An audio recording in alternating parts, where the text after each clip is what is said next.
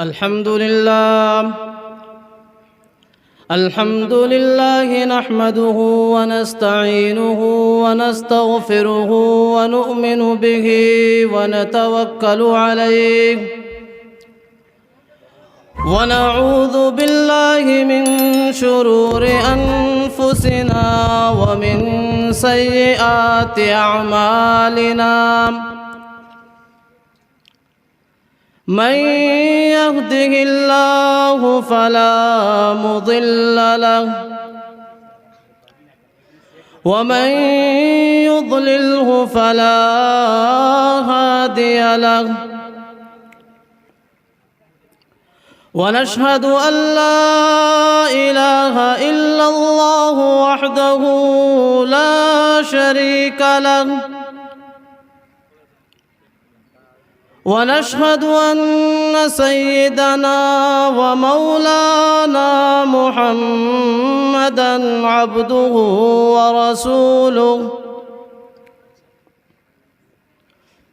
أما بعد فأعوذ بالله السميع العليم من الشيطان الرجيم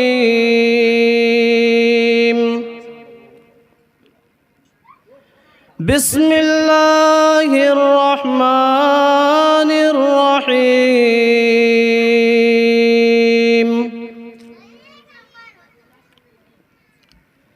يا أيها الذين آمنوا اتقوا الله ولتنظر نفس ما قدمت لغد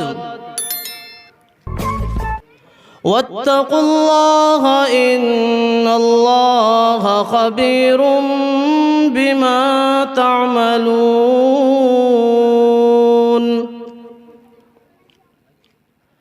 وقال الله تعالى في مقام آخر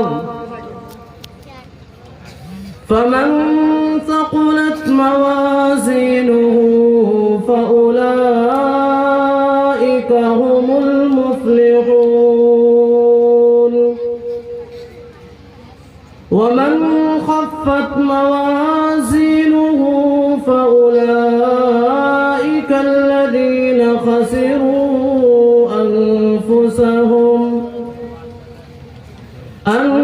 أنفسهم في جهنم خالدون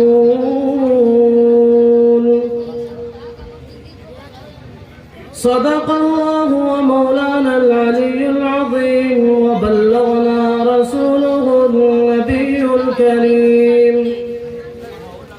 ونحن على ذلك لمن الشاهدين والشاكرين والحمد لله رب العالمين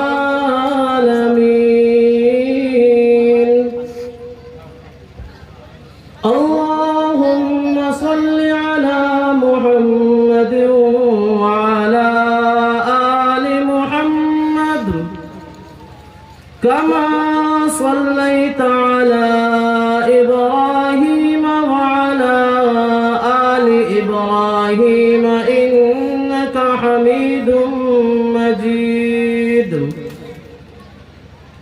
اللهم بارك على محمد وعلى آل محمد كما باركت على إبراهيم وعلى آل إبراهيم إنك حميد مجيد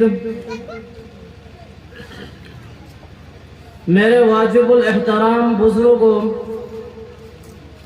اور عزیز ساتھیوں،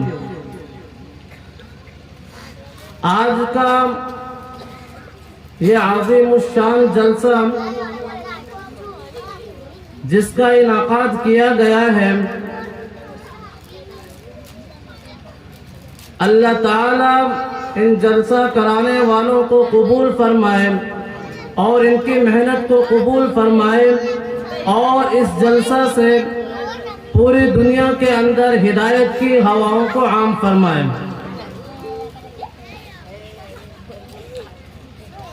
ہم لوگ جو یہاں پر جمع ہوئے ہیں وہ اللہ اور اس کے رسول صلی اللہ علیہ وسلم کی محبت میں جمع ہوئے ہیں. ہم دین کی نسبت سے یہاں پہ جمع ہوئے ہیں. اللہ تعالی ہمارا بیٹھنا قبول فرمائے. میرے بھائیوں، میں نے قرآن کریم کی ایک آیت آپ کے سامنے سب سے پہلے تلاوت کی، جس میں اللہ تبارک و تعالی ایمان والوں سے مخاطب کرتے ہوئے ارشاد فرماتا ہے، اے ایمان والو ڈرو اس اللہ سے. یہاں جس کو مخاطب کیا گیا وہ مسلمان ہے، وہ ایمان والا ہے، وہ کلمہ والا ہے، لا الہ الا اللہ محمد رسول اللہ صلی اللہ علیہ وسلم کا پڑھنے والا ہے. اور جس ذات نے اس کو مخاطب کیا ہے وہ اللہ کی ذات ہے. وہ اللہ جس نے چاند سورج ستاروں کو وجود بخشا، وہ اللہ جس کی حکومت زمین کے ذرے ذرے کے اوپر ہے. وہ اللہ مسلمانوں سے مخاطب ہو کر کے کہتا ہے، اے ایمان والو مجھ سے ڈرو، اور آنے والی جو زندگی ہے اس کے لیے تم نے کیا تیاری کی، تمہارے پاس کیا عمل ہے، اس کے بارے میں غور و فکر کرو. ہر انسان روزانہ یہ معمول بنائے کہ آج کے دن میں نے کتنے نیک عمل کیے اور کتنا میں نے برا عمل کیا. آج کا دن میں نے جو ہے نا اچھے عمل میں وقت بتایا یا برے کام میں وقت بتایا. آج میں اپنے جنت کے قریب ہوا یا اپنے جو ہے نا دوزخ سے قریب ہوا. ہر آدمی اس کا جائزہ لے. لیکن آج ہر انسان دنیا کے پیچھے دوڑتا ہے. ہر انسان کی یہ تمنا ہے کہ اس کا گھر اچھا ہو جائے، اس کی تجارت اچھی ہو جائے، اور ہمارے یہ جو نوجوان ہیں ان کو شہرت حاصل کرنے کا بھوت سوار ہے. الغرض جسے بھی دیکھو ہر انسان دنیا میں مست و مگن ہے، اور اللہ نے جس مقصد کے لیے اس کو دنیا کے اندر بھیجا تھا اس کو اس نے پسے پشت ڈال دیا ہے. دنیا کے اندر اللہ نے انسان کو اس لیے بھیجا تاکہ اپنی آخرت کی تیاری کر لے، اس آنے والے گھر کی تیاری کرے جہاں پہ مجھے اور آپ کو اور سارے کائنات کے انسان کو جانا ہے. وہاں جانے کی تیاری کرنی چاہیے تاکہ جب اللہ کی طرف سے موت کا پیغام اس کو آئے تو بندہ خوشی خوشی اللہ کے دربار میں حاضر ہو جائے. دنیا کا ہر کام آگے پیچھے ہو سکتا ہے. بادشاہ کو قانون نافذ کرنے میں وقت لگ سکتا ہے، تجارت کو کامیاب کرنے میں وقت لگ سکتا ہے، لیکن جب کسی انسان کا وقت مکمل ہو جاتا ہے، جب موت کی گھڑی آ جاتی ہے تو پھر انسان ایک سیکنڈ بھی جو ہے نا آگے پیچھے نہیں ہو سکتا. اسی کو قرآن کریم میں اللہ تعالیٰ نے ارشاد فرمایا، اذا جاء اجلهم فلا يستأخرون ساعة ولا يستقدمون.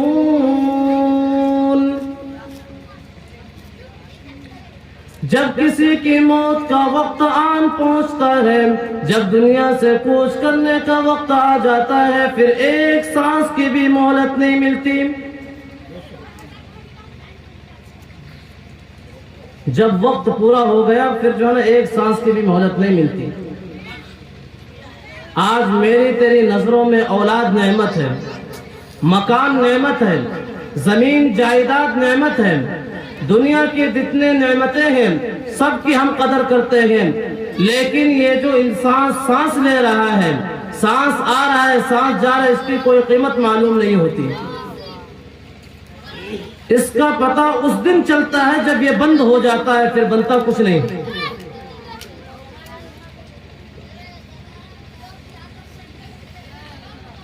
جب انسان دنیا سے رخصت ہوتا ہے، قبر میں پہنچ جاتا ہے، تو قبر کا معاملہ سب سے پہلا معاملہ ہے۔ مدنی کریم صلی اللہ تعالی علیہ وسلم کا صحابی ہے حضرت عثمان غنی رضی اللہ تعالی عنہ۔ کون عثمان غنی؟ وہ عثمان غنی جن سے فرشتے حیا کرتے ہیں، جن سے کالی کملی والا محمد رسول اللہ صلی اللہ تعالی علیہ وسلم حیا کرتے ہیں۔ وہ عثمان غنی جن کی جب شہادت ہوئی تو قرآن پڑھتے ہوئے ان کی شہادت ہوئی۔ حضرت عثمان غنی رضی اللہ تعالی عنہ کے بارے میں آتا ہے، جب وہ قبرستان سے گزرتے، قبر سے گزرتے تو آنکھوں سے آنسو جاری ہو جاتے، اتنے روتے کہ آپ کی داڑھی مبارک آنسوؤں سے تر ہو جایا کرتی تھی۔ کسی نے پوچھا، آپ تو صحابی رسول ہیں، آپ تو وہ ہیں جن کو دنیا کے اندر یہ بتایا جا چکا ہے کہ آپ جنتی ہیں، پھر آپ قبر کے احوال سے اتنا کیوں روتے ہیں؟ جب آپ کے سامنے جنت کا تذکرہ آتا ہے، جب آپ کے سامنے دوزخ کا تذکرہ آتا ہے تو آپ اتنا نہیں روتے جتنا قبر کے معاملہ سے آپ روتے ہیں۔ تو حضرت عثمان غنی رضی اللہ تعالیٰ عنہ فرمانے لگے، میں نے اپنے نبی حضرت محمد رسول اللہ صلی اللہ علیہ وسلم سے سنا، قبر انسان کی سب سے پہلی منزل ہے، اگر یہ کامیابی کے ساتھ نکل گیا تو سارا معاملہ آسان ہو جاتا ہے۔ آج ہمیں اور آپ کو کوئی پتہ نہیں ہمارا ٹھکانہ کہاں بنے، لیکن اس کے باوجود ہم لوگ اس طرح زندگی گزارتے ہیں جیسے ہمیں کوئی مرنا ہی نہیں ہے۔ صحابہ اکرام رضی اللہ عنہم اجمعین اپنی آخرت کے بارے میں بہت سوچ وچار کیا کرتے تھے۔ ایک اور صحابی ہے مدنی کریم صلی اللہ تعالی علیہ وسلم کا، حضرت حنظلہ رضی اللہ تعالی عنہ۔ وہ حنظلہ رضی اللہ تعالی عنہ جن کو غسیل الملائکہ کہا جاتا ہے، ان کے بارے میں آتا ہے کہ ایک مرتبہ حضرت حنظلہ رضی اللہ تعالی عنہ جا رہے ہیں، روتے ہوئے جا رہے ہیں، اداس ہو کر جا رہے ہیں، سامنے سے آتے ہیں ابو بکر صدیق رضی اللہ تعالی عنہ، وہ پوچھتے ہیں اے حنظلہ آج کیا بات ہے، آج تم اتنے اداس کیوں ہو، آج تمہارے چہرے پر یہ اداسی کیوں ہے؟ حضرت حنظلہ رضی اللہ تعالی عنہ فرماتے ہیں او ابو بکر، حنظلہ تو منافق ہو گیا۔ حضرت ابو بکر صدیق رضی اللہ تعالی عنہ پوچھتے ہیں واہ یہ کیا بات ہے، حنظلہ منافق کیسے ہو سکتا ہے؟ حضرت حنظلہ رضی اللہ تعالی عنہ فرماتے ہیں کہ جب ہم مدنی کریم صلی اللہ تعالی علیہ وسلم کی خدمت میں حاضر ہوتے ہیں، جب وہاں اللہ کی نبی کی زبان سے جنت کا جہنم کا تذکرہ سنتے ہیں تو ایسا محسوس ہوتا ہے کہ جنت میرے سامنے موجود ہے، جہنم میرے سامنے موجود ہے، لیکن جب وہاں سے اٹھ کر کے میں اپنے گھر پہ آتا ہوں، بیوی بچوں کے درمیان میں آتا ہوں، جب میں دنیا کے کاموں میں لگ جاتا ہوں تو ساری کیفیت ختم ہو جاتی ہے۔ یہ سن کر ابو بکر صدیق رضی اللہ تعالیٰ عنہ کہنے لگے اپنا بھی یہی حال ہے۔ دونوں حضور کے دربار میں آتے ہیں اور سارا واقعہ سناتے ہیں۔ اللہ کے نبی یہ سن کر ارشاد فرماتے ہیں، او میرے صحابی، او میرے صحابہ، اگر تمہارا ہر وقت یہی حال ہو، اگر تمہارے ہر وقت تمہارے اوپر یہی کیفیت ہو جائے تو خدا کی قسم جس کے قبضے میں محمد صلی اللہ علیہ وسلم کی جان ہے، فرشتے تم سے ہر وقت مصافحہ کرنے لگے، گلیوں میں محلوں میں چلتے پھرتے اٹھتے بیٹھتے، حتیٰ کہ تمہارے بستروں پر فرشتے تم سے سلام کرنے لگے۔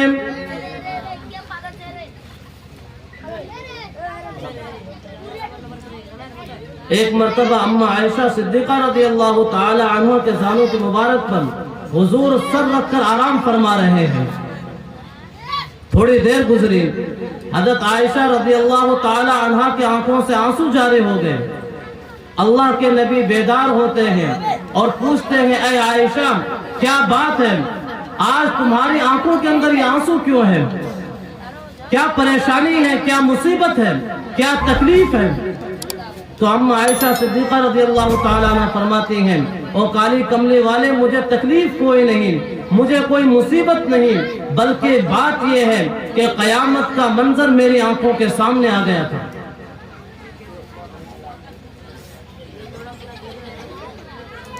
ارشاد فرمایا مدنی کریم صلی اللہ تعالی علیہ وسلم نے، قیامت کے دن ایک آندھی چلے گی، ایک ہوا کا جھونکا آئے گا اور لوگوں کے نامہ اعمال ان کے ہاتھ میں پہنچ جائے گا، اور اس نامہ اعمال کے اندر ہر وہ باتیں لکھی ہوئی ہوں گی جو دنیا کے اندر انسان کر کے گیا ہوگا۔ جب وہ اپنے اعمال نامے کو دیکھے گا، جب وہ اپنے کتاب کو دیکھے گا، جب اس کے ورقے الٹے گا پلٹے گا، اس کے اندر ساری باتیں لکھی ہوئی موجود ہوں گی۔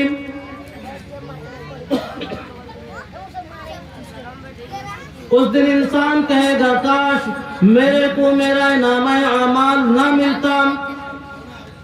اس دن جس شخص کو نامہ اعمال اس کے دائیں ہاتھ میں دے دیا گیا، جس شخص کا نیکی کا پلہ وزنی ہو گیا، برائی کا پلہ ہلکا رہ گیا، قرآن کریم اس کے بارے میں کہتا ہے، فَمَن ثَقُلَتْ مَوَازِينُهُ فَأُولَئِكَ هُمُ الْمُفْلِحُونَ۔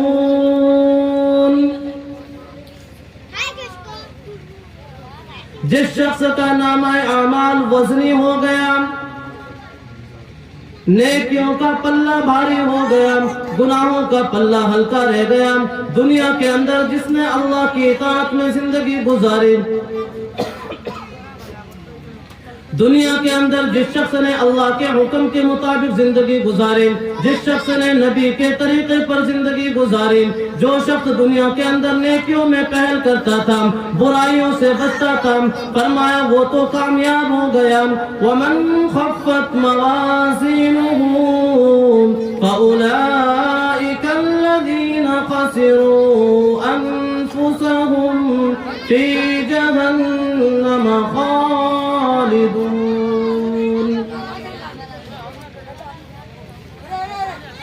اور جس شخص کا نامہ اعمال ہلکا رہ گیا،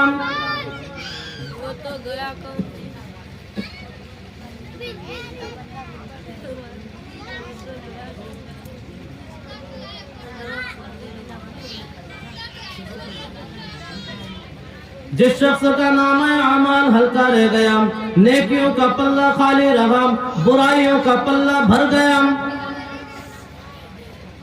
آنکھوں سے غلط چیزیں دیکھ دیکھ کر کے آنکھوں کا دفتر گناہوں سے بھرا پڑا ہے، کانوں سے گانے سن کر کے کانوں کا دفتر گناہوں سے بھرا پڑا ہے، زبان سے لوگوں کی چغلیاں کر کے، لوگوں کے شکوے شکایت کر کے، لوگوں کے تکلیفیں پہنچا کر کے زبان کا دفتر گناہوں سے بھرا پڑا ہے، ہاتھوں سے غلط کام کر کے ہاتھوں کا دفتر گناہوں سے بھرا پڑا ہے، پاؤں سے غلط کام کی طرف چل کر کے پاؤں کا دفتر گناہوں سے بھرا پڑا ہے۔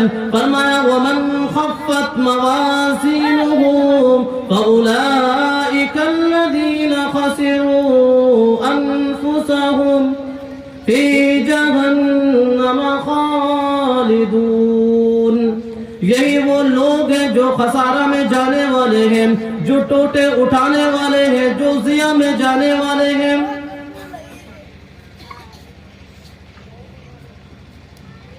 تفسیر ابن کثیر میں موجود ہے کہ لوگ جہنم سے بچنے کے لیے، لوگ جہنم کی آگ سے بچنے کے لیے جہنم سے دور بھاگیں گے، 500 میل دور نکل جائیں گے۔ آج کسی طرح میری جان چھٹ جائے، آج کسی طرح جہنم کے عذاب سے میں بچ جاؤں، لیکن تفسیر ابن کثیر میں موجود ہے وہ اللہ جو آج انسان کی زبان پر قوت گویائی دے سکتا ہے، اس اللہ کی شان کریمی دیکھو، اس اللہ کی قدرت دیکھو۔ آگ کو جو ہے اللہ تعالیٰ زبان عطا کریں گے اور وہ آگ لوگوں سے کہے گی، او فلانے تیرا ٹھکانہ ادھر ہے، تو ادھر کہاں جا رہا ہے؟ جہنم کی آگ ایک ایک کو آواز دے گی اور اس کو اپنی طرف بلائے گی کہ تیرا ٹھکانہ اس طرف ہے، تو ادھر کہاں جا رہا ہے؟ حدیث میں آتا ہے، ارشاد فرمایا محمد کریم صلی اللہ تعالی علیہ وسلم نے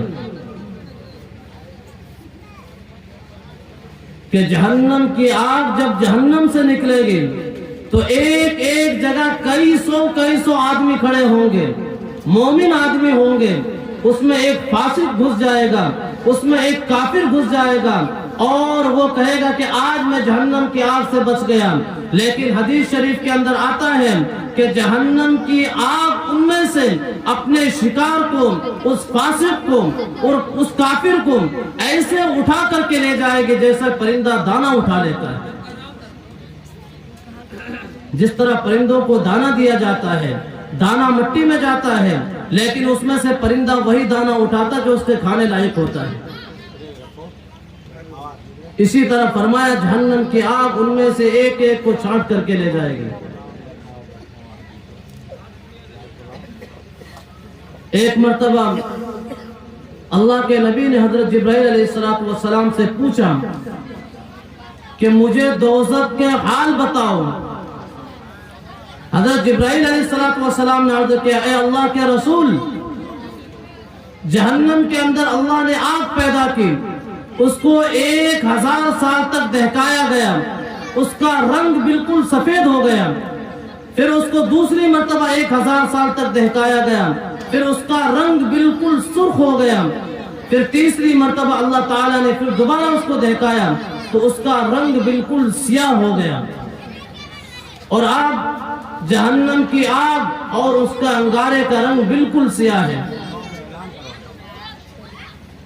پھر حضرت جبرائیل علیہ السلام نے عرض کیا، اے اللہ کے رسول، جہنمیوں کو جو لباس پہنایا جائے گا، جہنمیوں کی جو ڈریس ہوگی، اگر وہ لباس اڑ کر کے دنیا کے اندر آ جائے تو ساری دنیا کے لوگ بے ہوش ہو جائیں گے اس کی بدبو کی وجہ سے۔ فرمایا جہنمیوں کو جو پانی کے پینے کے لیے پانی دیا جائے گا، اگر اس پانی کا ایک ڈول لے کر کے دنیا کے سمندر میں ملا دیا جائے، سارے سمندر کا پانی کڑوا ہو جائے گا۔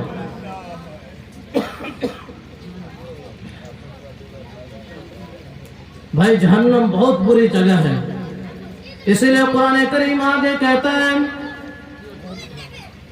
تلفح وجوہہم النار، جہنم کی آگ اتنی خطرناک ہوگی، جہنم کی آگ اتنی زیادہ خطرناک ہوگی کہ انسان کے چہرے کو جھلسا کر رکھ دے گی۔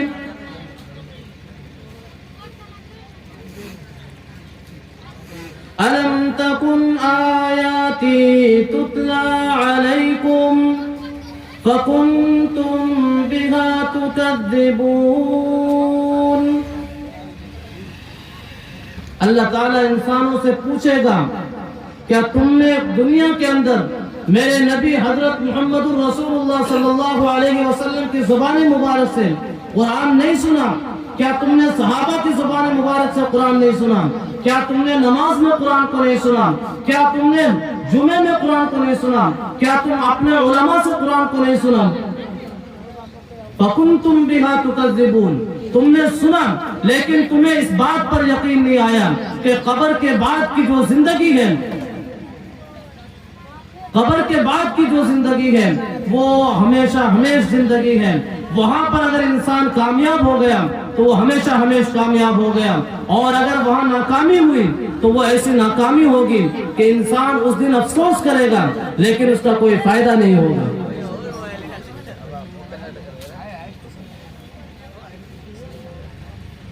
اس دن جو ہے نا انسان اللہ کے سامنے روئے گا اور التجا کرے گا. قالوا ربنا غلبت علینا شقوتنا وَكُنَّا قَوْمًا ضَالِّينَ.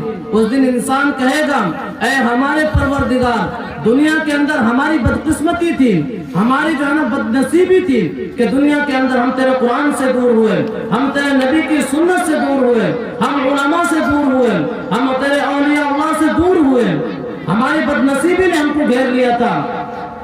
آج ہم اس کا اقرار کرتے ہیں, ربنا اخرجنا منہا, اے اللہ ہم کو اس جہنم سے نکال دے.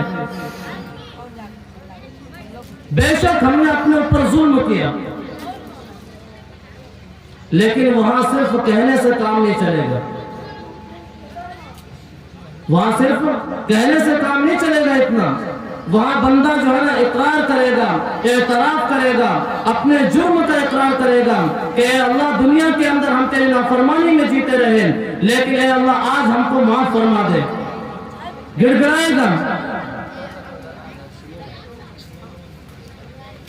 تفسیر ابن کثیر میں موجود ہے کہ یہ جو 2 آیتیں ہیں جس کے اندر انسان اعتراف کر رہا ہے, اپنے گناہ کا اقرار کر رہا ہے, یہ پڑھتے پڑھتے ربنا ربنا کہتے کہتے 1800 سال گزر جائے گا. 1800 سال گزر جائے گا ربنا ربنا کہتے کہتے, اور 1800 سال کے بعد جو آواز آئی وہ یہ نہیں آئی کہ میرے بندے دنیا کے اندر تم نے غلطی کی, دنیا کے اندر تم نے میری نافرمانی کی, لہذا آج میں تم کو بخش دیتا ہوں. اللہ کی طرف سے جھڑکی آئی, خبردار اگر تم نے دوبارہ اپنے زبان سے میرا نام بھی لیا تو. آج ہمارے پاس وقت ہے, آج اللہ نے ہم کو وقت دیا ہے. آج انسان چاہے اپنی مانے یا اپنے اللہ کی مانے, تیری مرضی ہے, تو چاہے قرآن کی مان یا نہ مان, تیری مرضی ہے, لیکن آخرت کے اندر میں جو کہوں تجھے ماننا پڑے گا. فرمایا دنیا کے اندر جب بندہ یہ کہتا ہے یا ربی اے میرے رب اے میرے رب, ایک مرتبہ دنیا کے اندر بندہ کے رب کو پکارتا ہے, اللہ کی طرف سے 10 مرتبہ آواز آتا ہے لبیک یا عبدی, بول میرے بندے تو کیا کہتا ہے. تو بھائی دنیا کے اندر اللہ کو راضی کر لو. اللہ کو راضی کرنا اصل مقصد ہے, نبی کو راضی کرنا اصل مقصد ہے. نبی راضی تو اللہ راضی, اللہ راضی تو نبی راضی. دنیا کے اندر ہم اپنے آپ کو دیکھیں ہم کس جگہ کھڑے ہیں, ہمیں آخرت کا فکر نہیں, ہمیں آخرت کا یقین نہیں. آج علماء کی قدر نہیں, دین پڑھانے والوں کی قدر ہماری نظر میں نہیں. اگر ہماری نظر میں کسی کی قدر ہے, انگریزی پڑھانے والے کی قدر ہے, بایولوجی پڑھانے والے کی قدر ہے, میتھمیٹکس پڑھانے والے کی قدر ہے, لیکن کسی عالم کو جو ہے حقارت کی نظر سے دیکھنا یہ بہت بڑا گناہ ہے. اپنے علماء کی قدر کرو, طالب علموں کی قدر کرو. دین اصل ہے, دین وہ ہے جو ہمیشہ کام آئے گا, دنیا کے اندر بھی کام آئے گا, آخرت کے بھی اندر کام آئے گا. اور یہ جو دنیاوی تعلیم ہے یہ جب تک ہے جب تک انسان زندہ ہے, آخرت کے اندر یہ چیزیں کام نہیں آئے گی. اس لیے علماء کی قدر کرو, اپنے اماموں کی قدر کرو, حافظوں کی قدر کرو.